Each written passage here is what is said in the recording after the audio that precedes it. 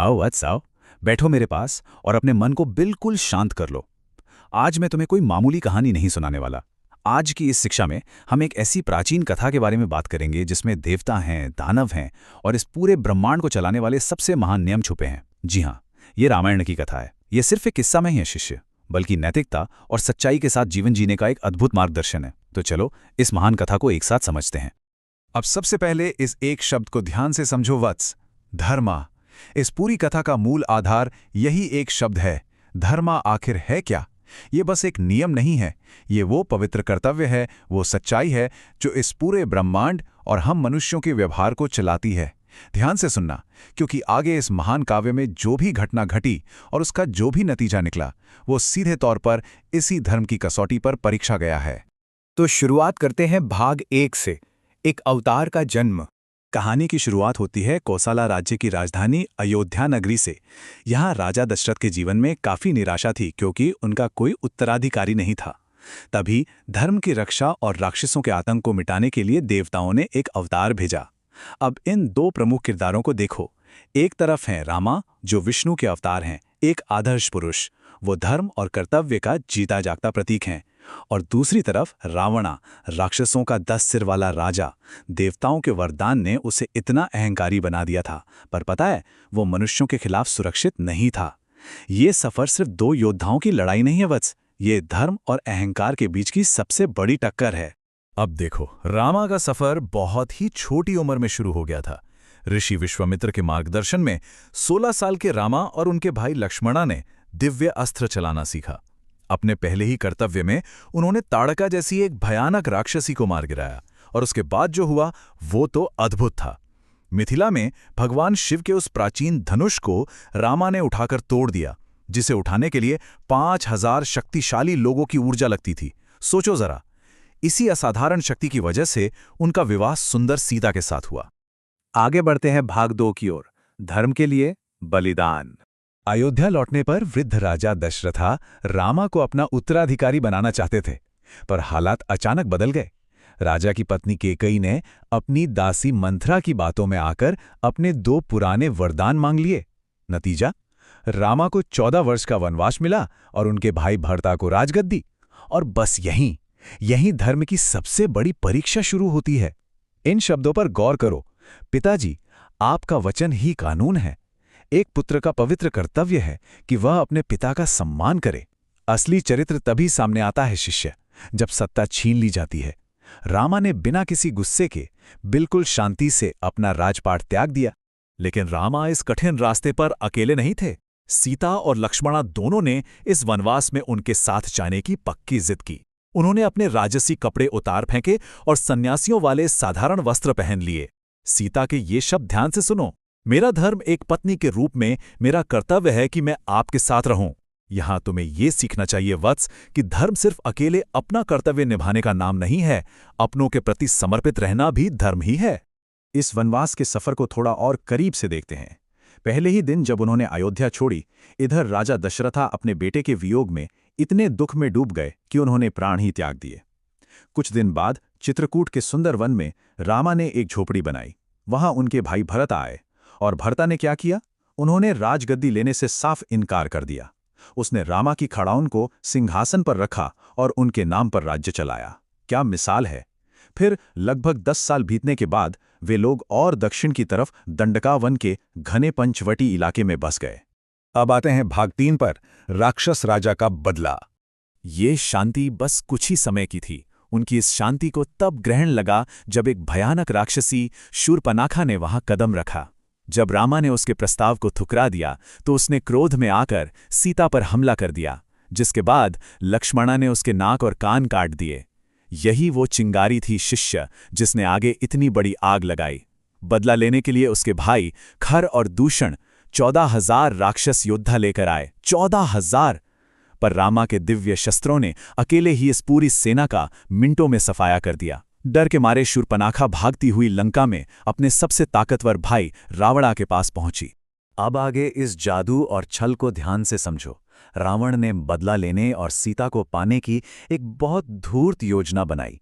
मरीच नामक एक मायावी ने एक सुनहरे हिरन का रूप ले लिया और रामा और लक्ष्मणा को झोपड़ी से दूर भटका दिया। जाने से पहले लक्ष्मणा ने झोपड़ी के बाहर एक सुरक्षा घेरा बनाया था, पर जब सीता ने एक सन्यासी को भिक्षा देने के कर्तव्य को निभाने के लिए उस घेरे को पार किया तो सन्यासी के रूप में छिपे रावण ने उनका अपहरण कर लिया। देखा तुमने, एक कदम धर्म के घेरे के बाहर और सुरक्षा चक्र टूट गया। ये एक बहुत महान सीख है हम सब के लिए। कहानी आगे बढ़ती है भाग 4 में, हनुमान और वानर सेना। सीता के अपहरण के बाद रामा पूरी तरह शोक में डूब गए। मरते हुए पक्षीराज जटायु ने उन्हें रास्ता दिखाया और वे किष्किंधा पहुंचे। वहां उन्होंने वानर राजा सुग्रीव की सेना के साथ दोस्ती की। अब वत्स, समुद्र देखकर जब पूरी सेना निराश खड़ी थी, तब जाओ, जानते हो क्या हुआ? तब हनुमान की असाधारण शक्ति सामने आई।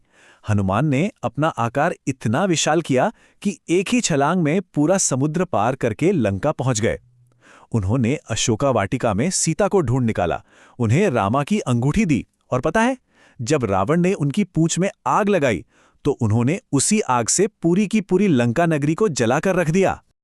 और अब शुरू होता है भाग 5, लंका का महायुद्ध। समुद्र को पार करना असंभव लग रहा था, पर वानर सेना ने सिर्फ 5 दिन में, जी हां, सिर्फ 5 दिन में लकड़ियों और पत्थरों से एक विशाल पुल बना दिया। धर्म का प्रभाव इतना शक्तिशाली था कि रावण के अपने सगे भाई विभीषणा ने बुराई को छोड़कर रामा की सेना का साथ चुना। अब युद्ध का मैदान सज गया था। एक तरफ रामा, लक्ष्मण, हनुमान, विभीषणा और उनकी बहादुर वानर सेना, दूसरी तरफ खुद रावण, उसका मायावी बेटा इंद्रजीत और लाखों अदृश्य राक्षसों की फौज। युद्ध बहुत ही भयंकर था। इंद्रजीत ने आसमान से जहरीले तीरों और जादू की ऐसी बारिश की जिसने वानर सेना की हालत खराब कर दी। युद्ध में एक वक्त ऐसा भी आया जब रामा और लक्ष्मणा दोनों जमीन पर बेहोश गिर गए। उन्हें बचाने वाली संजीवनी औषधि बहुत दूर कैलाश पर्वत पर थी और समय बिल्कुल नहीं था। तब हनुमान ने जो किया वो सोचकर आज भी हैरानी होती है। वो गए और उन्होंने पूरा का पूरा औषधि पर्वत ही उखाड़ लिया और हवा में उड़ते हुए उसे सीधा लंका ले आए। इन औषधियों की हवा मात्र से ही लक्ष्मणा और पूरी सेना में एक नया जीवन आ गया। युद्ध अब बिल्कुल अपने आखिरी मुकाम पर था। रावण और राम के बीच एक लंबा और जानलेवा संघर्ष चल रहा था। जब रामा पूरी तरह थक गए तो एक ऋषि की सलाह पर उन्होंने सूर्यदेव की आराधना की। इससे उनके अंदर एक नई दिव्य ऊर्जा आ गई और तभी पृथ्वी को कंपा देने वाले ब्रह्मास्त्र का उपयोग करके रामा ने रावण का वध कर दिया। अंततः सत्य और धर्म की ही जीत हुई। लेकिन कथा यहां समाप्त नहीं होती वत्स। भाग 6, अयोध्या का भारी मुकुट। रावण की हार के बाद जैसा वचन दिया गया था, विभीषणा को लंका का राजा बनाया गया और रामा सीता को लेकर अयोध्या लौट आए। परंतु यहां हम देखते हैं कि राजधर्म कभी-कभी कितना निर्मम, कितना कठोर हो सकता है। अयोध्या की जनता के बीच अफवाहें फैलने लगी। लोग लंका में सीता के इतने दिन रहने पर संदेह करने लगे। राम को यह आभास हुआ कि एक राजा को हमेशा हर संदेश से ऊपर होना चाहिए।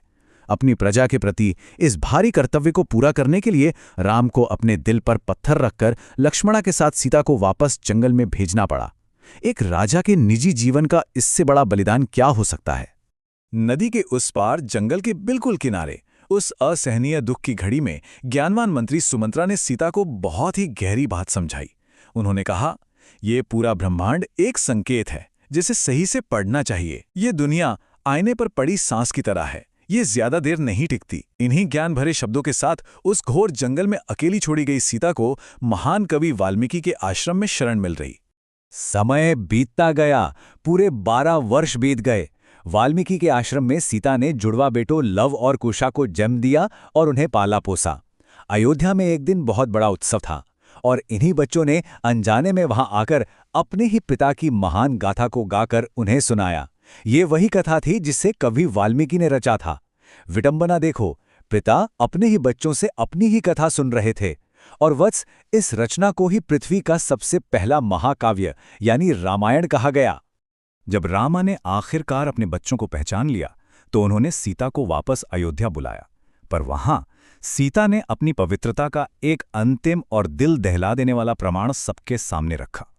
उन्होंने धरती माता को पुकारा और कहा कि यदि वह पूर्ण रूप से पवित्र हैं तो धरती उन्हें वापस अपने अंदर समा ले। अगले ही पल धरती कांपी, 2 हिस्सों में खुल गई और सीता को उसने सचमुच अपने आगोश में ले लिया। उस एक क्षण के लिए पूरे ब्रह्मांड में एक दिव्य और गहरी शांति छा गई।